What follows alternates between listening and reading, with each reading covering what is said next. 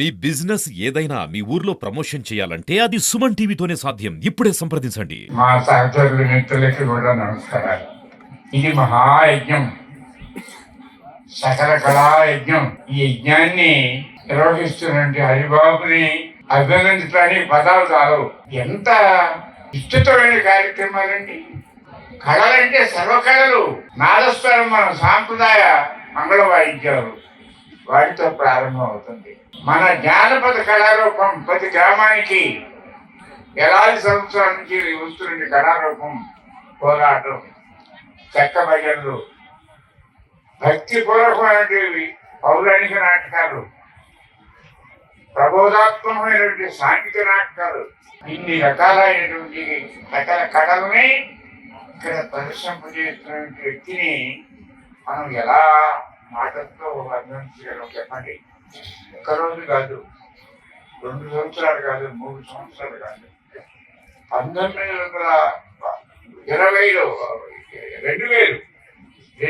సంవత్సరంలో ప్రారంభించాడు యజ్ఞాన్ని.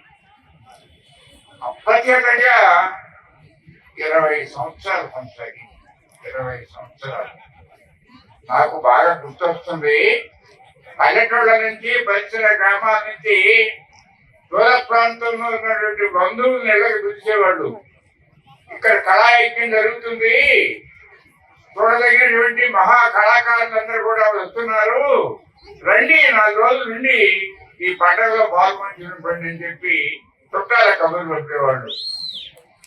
వాళ్ళు వచ్చి 4 రోజులు 5 రోజులు బంధువులు ఇళ్లలో ఉండి తీసుకుపోయేవారు. రాష్ట్రంలో ఉన్నటువంటి కళాకారులు ఎవరెవరో మహా కళాకారులు అందరూ ఈ వేదిక మీద ప్రదర్శించారు. ఈ ఏర్పాట్లు చూడండి, 4 దిక్కుల వేదికలు. కుర్చీలు ప్రతి సంవత్సరం తెచ్చి వేస్తుంటే ఎందుకు ప్రతి సంవత్సరం బాడుకి అని చెప్పి 600-700 కుర్చీలు తీసుకొచ్చాడు. కొత్తగా తెచ్చాడు బ్రహ్మణ్ బాబు. ఏమిటి యజ్ఞం, ఈ కళాసేవ చెప్పండి. అందుకనే అది అభినందించని మాటలు చాలవని చెప్పి నేను అంటున్నాను. ఎందుకంటే కళల సమాజానికి చాలా అవసరమైనటువంటి, మన మనస్సులకి ఆనందాన్ని కలిగించడమే కాదు, ప్రబోధాత్మకమైనటువంటి మనోవిలాసాన్ని కలిగేస్తాయి, మన విజ్ఞానాన్ని కలిగేస్తాయి. అలాంటి కళల్ని పోషించడం అనేది ప్రభుత్వం చేయాల్సిన పని. వాస్తవానికి ప్రభుత్వం చేయాలి, కళలను పోషించాలి.